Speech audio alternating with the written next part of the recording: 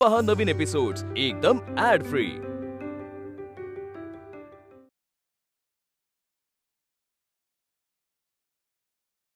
माझ्या वडिलांच्या प्रॉपर्टीमध्ये मला काहीही इंटरेस्ट नसून ती सगळी प्रॉपर्टी त्यांनी माझ्या भावाच्या नावावर करावी हे लिहिलेलं एनओसी आहे। हे तू चेंज करू शकतोस? चेंज कशाला करायचंय? एनओसी आहे म्हणून त्याला अर्थ आहे। हा कागद जर नसेल तर त्याला काही अर्थ नाहीये। मग तू तुझ्या वडिलांना परत विल करायला पण सांगू शकतेस। ग्रेट। म्हणजे एकदा का मी त्या घराची मालकीण झाले की तिथे कोणी राहायचं आणि कोणी नाही हे मी ठरवणार। शिल्पी बोल ना काहीतरी। बोलते ना मी। तू मला याचे नवीन पेपर्स करून देऊ शकतोस ना?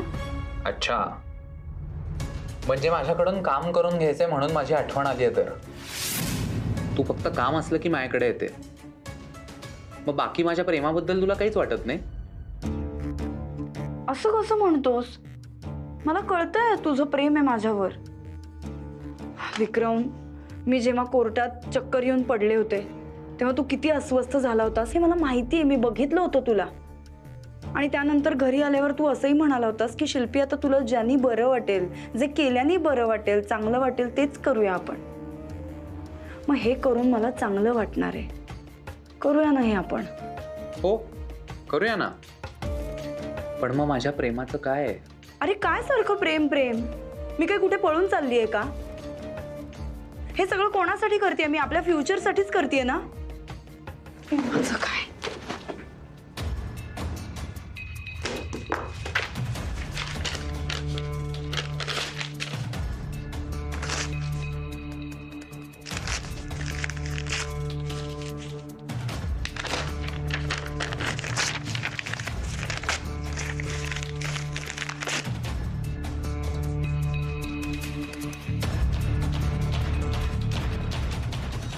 उद्यापर्यंत रेडी होतील पेपर्स? आय नो तू करशीलच।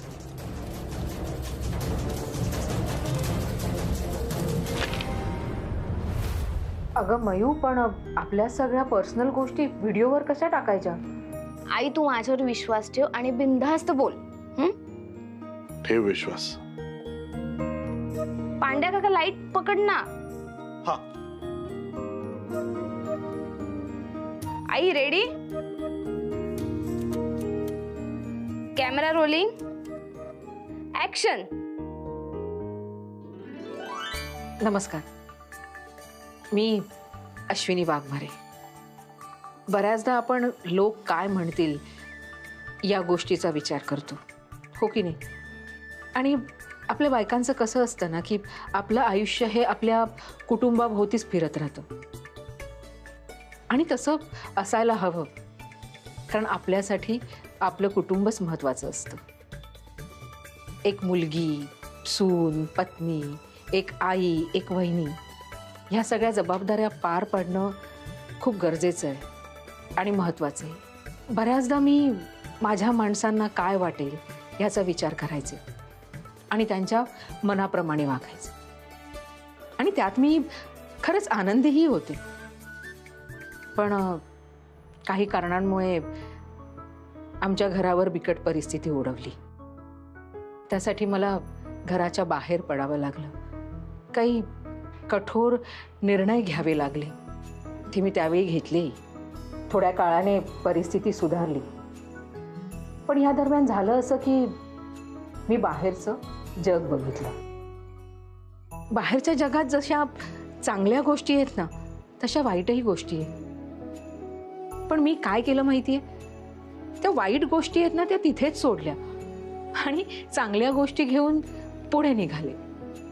लोक काय म्हणतील, माझी घरातली माणसं काय म्हणतील याचा विचार केला नाही, कारण माझ्यासाठी तेव्हा माझ्या कुटुंबाचं भलं करणं खूप महत्त्वाचं होतं।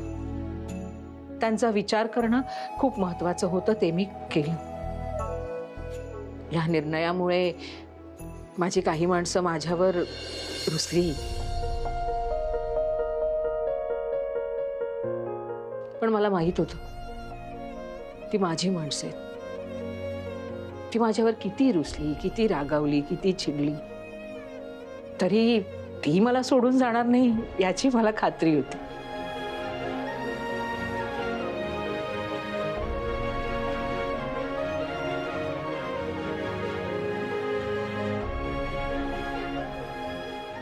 तू हे सगळं कोणाला उद्देशून बोललीस हे माहितीये मला. मी तुझ्यावर कितीही रुसलो, कितीही भांडलो, तरी तुला सोडून कधीच नाही जाणार.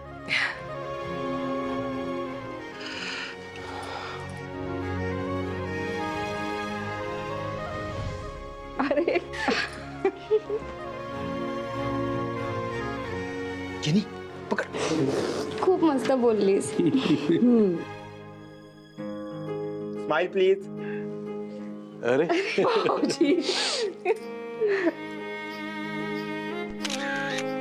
Good movement. हे बघ मयू, तू म्हणालीस ना त्याप्रमाणे मी पर्सनल व्हिडिओ केला. अगं पण आता तरी मला सांग की का करायचे तसे व्हिडिओ? हा अगं मी ना प्रतीकला सांगितलं की आपल्या लास्टच्या व्हिडिओला ना पाहिजे तेवढे व्ह्यूज नाही मिळाले, तर प्रतीक त्यावर म्हणाला की अश्विनीला सांग की तिच्या पर्सनल लाईफ बद्दल बोलायला. सो असं केल्यावर ना तिचा व्हिडिओ ट्रेंडिंगला जाऊ शकतो आणि जास्त इंटरेस्टिंग होऊ शकतो. सो मी तुला सुचवलं. मला वाटतं असे व्हिडिओज ना वर्क करतील. करेक्ट आहे. वहिनी अजून एक लाईन घ्या व्हिडिओमध्ये. Like share subscribe. ओके, न विसरता घ्या. भाऊजी म्हणजे काय ना, बिझनेसशी रिलेटेड असलं तर हे लाईक करा, फॉलो करा, सबस्क्राईब करा हे बोलणं बरं वाटतं. पण आपलं पर्सनल आयुष्याबद्दल कसं कोणाला भाग पाडायचं ना असं करायला? अश्विनी, असं नसतं ग. म्हणजे हे सोशल मीडियावर ना हे सगळं करावं लागतं. हे सगळं ट्रेंडिंग आहे. आता करायचंय तर नीट करूया ना सगळं. करेक्ट आहे वहिनी, श्रेयस म्हणतो एकदम करेक्ट आहे. ट्रेंडिंग नुसार आपल्याला चालावंच लागतं. हे बघा, आता समजा एखादी गोष्ट आपल्याला विकायची असेल तर आपला डंका आपल्यालाच पिटवावा लागतो. हो आई, बरोबर बोलतोय तो. म्हणजे तुला एक सिंपल उदाहरण देऊ का? आपल्याच घरातलं आहे, आत्याचं. आता बघ ना, तू एवढी मिसेस इंडिया झाली तरी तू जितका गाजावाजा नाही केला ना तेवढा गाजावाजा तिने मिसेस आश्रय सोसायटी झाल्यावर केलेला. तुला फटके द्यायला पाहिजे का Mayu? Ashwini, people are going to love your content. हा, सो प्लीज आता तो कशालाच नाही म्हणायचं नाहीस. चल आता डंके नंतर पिटव. ते नेक्स्ट व्हिडिओ दे काय ते. स्क्रिप्ट दाखव. दे. वहिनी, स्केड्यूल नुसार पुढच्या व्हिडिओचा टॉपिक आहे ब्युटी टिप्स. हा, पटकन रीड करा, लगेच आपण घेऊ. हे घाणेरडं हँडरायटिंग कोणाचं? माझं आहे ना. वाचता येते का? चल जेनी रेडी कर. हा, टच अप. तुला नाही, वहिनींना. मै इकडे. ते बघ काय ते. सरक ना, ब्लॉक करू दे ना आम्हाला. काय फालतूगिरी आहे ना प्रतीक. आजकाल ना कोणाच्याही व्हिडिओजला खूप व्ह्यूज येतात आणि आईने इतका चांगला कंटेंट ठेवलाय तरी पण कमी व्ह्यूज आहेत. म्हणजे काय म्हणायचं याला? अरे मयुरी, तसे व्हिडिओज ट्रेंडला जायला कारण असतं ग. कारण काय करतोयस? थांब एक मिनिट. हॅलो, हा ऐक ना, मला ना पुढच्या 10 दिवसात एक 10K फॉलोअर्स हवेत आणि 1 महिन्याभरात ते 100K हवेत. ओके, आणि प्रत्येक व्हिडिओला ना मिनिमम 50K तरी व्ह्यूज हवेत. ओके, किती? हा चालेल, डन. मी तुला कळवतो. ओके चल. ऐकलंस ना, 10,000 दिले की हे सगळं होईल. कसं काय? तू कोणाला फोन लावलेलास? ते इम्पॉर्टंट नाहीये मयुरी, आपलं काम होतंय ना बस. आणि तुला ना अजून माहिती नाही की तू कोणाशी फ्रेंडशिप केली आहेस. तुला कसलंही काम लागत असेल ना, लाईक जेन्युइनली कुठलंही, तर मला सांगायचं. ओके प्रतीक, थँक्यू सो मच. थँक्यू म्हणण्यापेक्षा ना तू अश्विनीकडून 10,000 रुपये घे. ते काम फटाफट होईल ना. चल जा. बाबा आईला पटतच नाही. ती 10,000 रुपये खर्च करायला तयारच नाहीये. काय म्हणाली ती? तिचं म्हणणं असं आहे की हॉटेलच्या जाहिरातीवर पैसे उडवायचे आणि स्वयंपाक कसा चालू आहे याकडे लक्षच द्यायचं नाही, असं म्हणणं आहे तिचं. ती असं म्हणते की काम जर खणखणीत असेल ना तर जाहिरातीची गरजच नाही.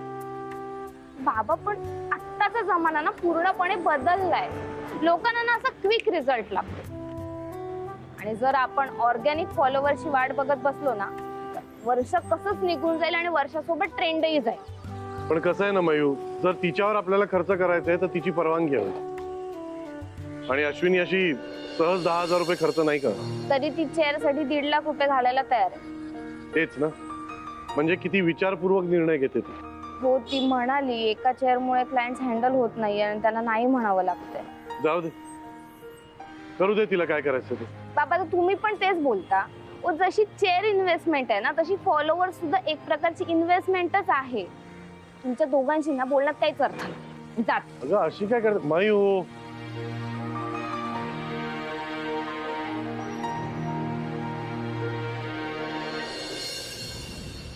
हॅलो, हा अश्विनी, कुठे आहेस तू? अहो बँकेत चालले, लोन बद्दल चौकशी करायची आहे ना. लोन कशासाठी? अहो आता तुम्हीच म्हणालात ना की पार्लरसाठी चेअर घ्यावी लागेल आणि 1-1.5 लाख रुपये लागतील, म्हणजे आपल्याला लोन करावेच लागेल ना. पण माझ्याशी काय डिस्कस नाही केलं, डायरेक्ट लोन घ्यायला गेलीस तू बँकेत? मी फक्त म्हटलं माहिती काढून घेते ना. आजकाल जाम इंडिपेंडेंट झाली आहेस तू, म्हणजे डायरेक्ट बँकेत पोहोचलीस. आणि कसं जायचं ते मॅप पण नाही घेतला माझ्याकडनं. आता लोन घ्यावं लागेल हे तुम्हीच सुचवलं ना, आणि तुम्हीच म्हणाला होतात ना की त्या दिवशी पेपरमध्ये न्यूज आली होती की हल्ली लोनच्या चांगल्या चांगल्या स्कीम्स आहेत आणि बायकांसाठी ऑफर आहे. म्हणून म्हटलं जरा चौकशी करून येते ना, बाकी काही नाही. ठीक आहे, घरी आलीस की बोलू. अहो ऐका ना, तुम्ही चिडलात नाही ना? म्हटलं ना, आलीस की बोलू आपण. चल ठेवतो.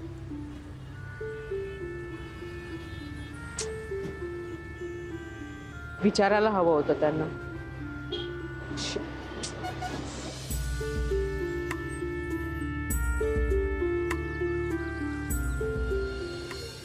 मला वाटतं तुमच्यासाठी ही स्कीम सुटेबल आहे. प्रारंभ या स्कीममध्ये नवीन आणि छोट्या बिझनेसना सपोर्ट मिळतो. हे त्याचे डिटेल्स. थँक्यू. सर, मी असं ऐकलं होतं की तुमच्या बँकेत महिलांना इंटरेस्ट रेटवर सूट मिळते म्हणून. अगदी बरोबर ऐकलेत तुम्ही. महिलांसाठी यांचा व्याजाचा दर थोडा वेगळा असतो. हे बघा, इथे मेन्शन केलंय.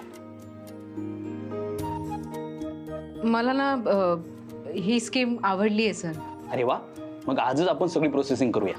म्हणजे मी हे ब्रोशर घरी घेऊन जाऊ शकते का? हो, नेता येईल. यामध्ये स्कीमबद्दलची सगळी माहिती आहे आणि लोन ॲप्लिकेशनसाठी लागणाऱ्या डॉक्युमेंटची यादी देखील आहे.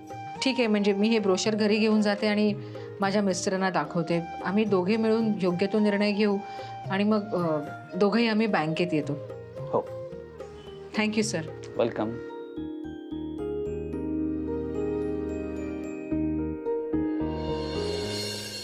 अरे मयू, तू लवकर का निघून गेलीस? मला तुझ्यासोबत कॉफी घ्यायची होती. बरं, आता एक काम कर, तू ना घरी आहे. मी तुला एकदम मस्त कॉफी बनवून देतो. घरी? हो, मी साक्षीला पण बोलवलंय घरी. ती तशी चिल आहे, तू येऊ शकतेस. आपण खरं बोलतो, आपण खूप चिल करू. मला नाही जमणार, माझ्या असाइनमेंट्स आहेत. अरे असं काय करतेस यार मयुरी, एकदा ये ना. एक तर तू मला ते तुझ्या घराच्या कोपऱ्यावर घ्यायला बोलवतेस आणि घरी तर बोलवतच नाही, आणि आता मी तुला घरी बोलवतोय तर नाही म्हणतेस. छान आहे माझं घर, तू येऊ शकतेस. नाही जमणार रे मला प्रतीक, खरंच. अरे मग मी केलेलं गार्डनिंग तरी बघायला आहे ना. ही जागा मला साक्षीच्या ओळखीने मिळाली आहे. खूप कमाल स्पेस आहे ही मयुरी.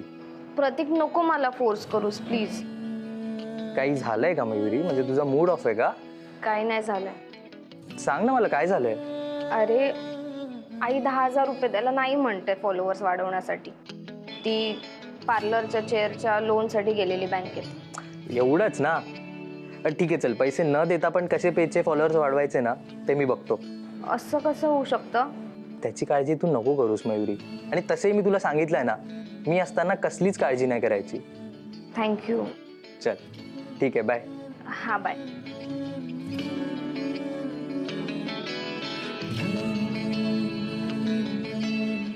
हॅलो, हा मी प्रतीक बोलतोय. ॲक्च्युली मला तुमच्याकडून एक फेवर हवा होता. प्राजू, तुला अश्विनी वहिनींची प्रगती व्हायला हवी आहे की नकोय? अरे बाबन, काय बोलतोस तू? हे आशू सक्सेसफुल हवा असंच वाटतंय मला. पण त्यासाठी हे लोन वगैरेच्या भानगडीत कशाला पडायचं तिनं? आणि उद्या नाही तिला हे फेडता आलं तर जे हातात आहे त्याची पण वाट लागेल. अगं प्राजू, प्रॅक्टिस कर. फास्ट टाकायचं जरा. तू निगेटिव्ह विचार का करते? पॉझिटिव्ह विचार कर ना. असा विचार कर की अश्विनी वहिनींची भरभराट होईल, त्यांनी घेतलेलं लोन त्या लवकर फेडतील, असा विचार कर.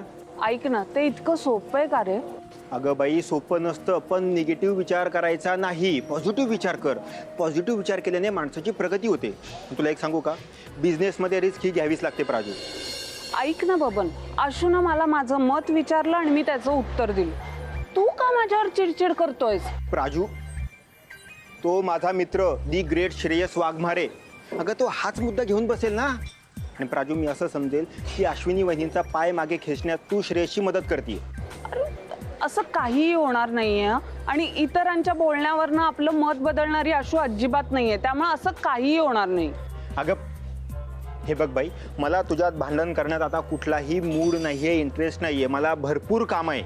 मला पार्लरमध्ये जायचंय, अश्विनी वहिनींचा व्हिडिओ शूट करायचा आहे. आता इतक्या उशिरा? हा, वहिनी म्हणाल्या की दुपारी पार्लरमध्ये गर्दी असते, क्लायंट्सना त्रास होतो, तो आपण एक काम करूया, पार्लर बंद झालं की आपण व्हिडिओ शूट करूया. तुझे सगळे प्रश्न संपले असतील तर आम्हाला जायची परवानगी द्याल? निघ. जरा प्रेमाने बोलत जा. निघ. जा रे. रस्त्यावर आहे आपण, जा रे. Bye bye. सौंदर्यात भर टाकणारी आणखी एक महत्त्वाची गोष्ट म्हणजे लांब काळेभोर दाट केस, जे आजकाल खूप कमी बघायला मिळतात. पूर्वी काय व्हायचं, केस जे आहेत ना ते शिकेकाईने धुतले जायचे, 2-3 वेळा आठवड्यातनं तेल लावलं जायचं. पण आता ह्या गोष्टी फार कमी होतात. हल्ली खूप स्ट्रेस वाढलाय, प्रदूषण आहे, त्याच्यामुळे त्याचा केसांवरही परिणाम होतो. वेगवेगळ्या प्रकारच्या ट्रीटमेंट्स, त्याच्यानंतर शॅम्पू, कंडिशनर वापरणं होतं. त्याच्यामुळे होतं काय, सगळीच गडबड. पण ह्या सगळ्या गोष्टींवर एक उपाय आहे, म्हणजे अगदी सोपा.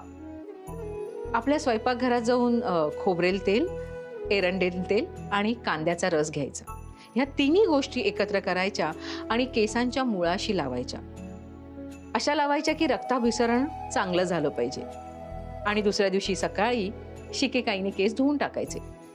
आणि आपल्याला जर केस सुळसुळीत हवे असतील ना तर शिकेकाईत रिठा वाटून टाकायचं. 0 अपाय आणि 100 उपाय हे अश्विनीचं प्रॉमिस आहे. Cut it. क्या बात आहे वहिनी, जबरदस्त. म्हणजे मला जसं सुचेल तसं बोलले मी भाऊजी. मग मी सांगतोय, वहिनी तुम्हाला खूप उत्तम सुचतंय. हा, आता पुढचा व्हिडिओ तो मोटिवेशन आहे माझा. रेडी? रेडी. लगेच? हो रेडी. म्हणजे मला जसं सुचत जाईल ना तसं मी बोलेन, आणि विषयही माझ्या डोक्यात आहे. करूया? ठीक आहे, ओके. 1 सेकंड. ऍक्शन. निर्णय ही आयुष्यातली अशी गोष्ट आहे जी प्रत्येक माणसाला वेगवेगळ्या टप्प्यावर घ्यावी लागते. म्हणजे बघा ना, बाईंनी प्रश्न विचारल्यावर उत्तर देण्यासाठी हात वरती करण्यापासून ते लग्न कुठच्या व्यक्तीशी करावं हा निर्णय घेण्यापर्यंत. कसं असताना निर्णय हे घ्यावेच लागतात. मलाही माझ्या आयुष्यात निर्णय घ्यावे लागले, कारण तशी परिस्थिती आली. आणि परिस्थितीमुळे माणूस घडत जातो म्हणतात, तेच खरं आहे. मुलींच्या शिक्षणासाठी मला घराच्या बाहेर पडावं लागलं, पार्लर सुरू करावं लागलं. यातनं झालं एकच, मी स्वावलंबी झाले.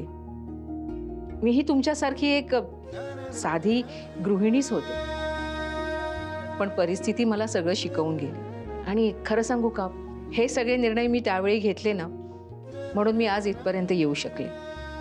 ह्या सगळ्यासाठी एकच गोष्ट लागते, ती म्हणजे आत्मविश्वास. आपण एकदा ठरवलं ना की आपल्याला करायचंय तर आपण ती गोष्ट खरंच करू शकतो. स्वतःला फक्त एवढंच सांगायचं, हो जाएगा रे सब. आणि खरंच सगळ्या गोष्टी होतात. गरज असते ती फक्त एक पाऊल पुढे टाकण्याची आणि स्वतःला तू चाल पुढं म्हणण्याची. म्हणूनच तुमच्या ह्या मैत्रिणीचं एकच वाक्य लक्षात ठेवा, तू चाल पुढं.